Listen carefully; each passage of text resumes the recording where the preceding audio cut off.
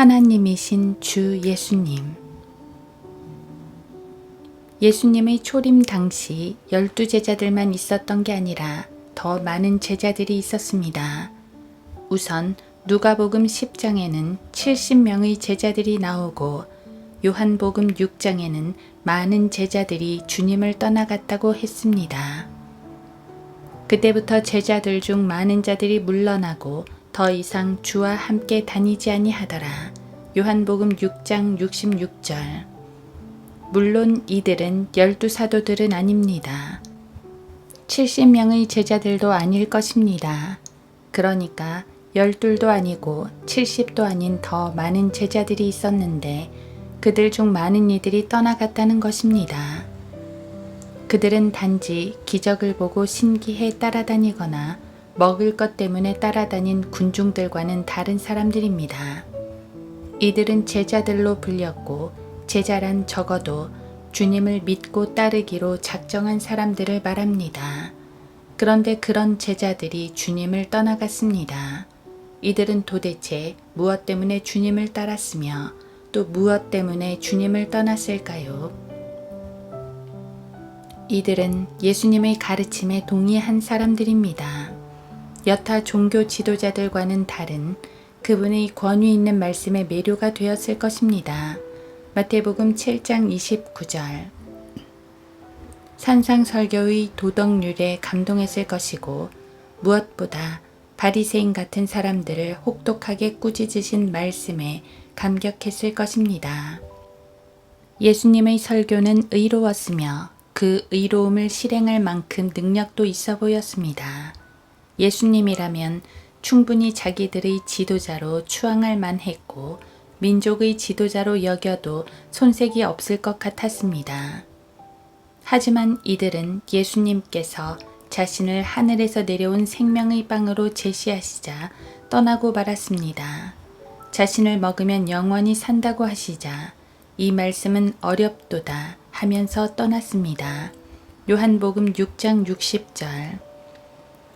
자신을 빵이라고 말하는 그 비유적 표현이 어려웠다는 말이 아닙니다. 이 빵을 먹으면, 즉 그분을 믿으면 영생을 얻는다는 그 진리를 받아들이지 못하겠다는 것입니다. 그들은 그분이 하나님의 아들이시며 그분 안에 생명이 있다는 사실을 믿지 못했습니다. 그들에게 예수님은 그저 훌륭한 스승이었을 뿐 하나님이 아니었습니다. 자신의 신성을 주장하시는 예수님을 무슨 이단 교주쯤으로 생각했을 수도 있습니다.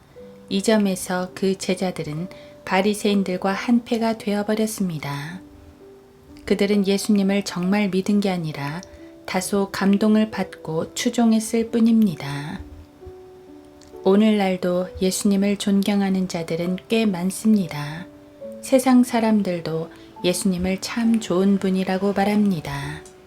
교회에 다니며 성경을 읽으면서도 예수님을 단지 훌륭한 스승으로 여기는 사람들이 많습니다.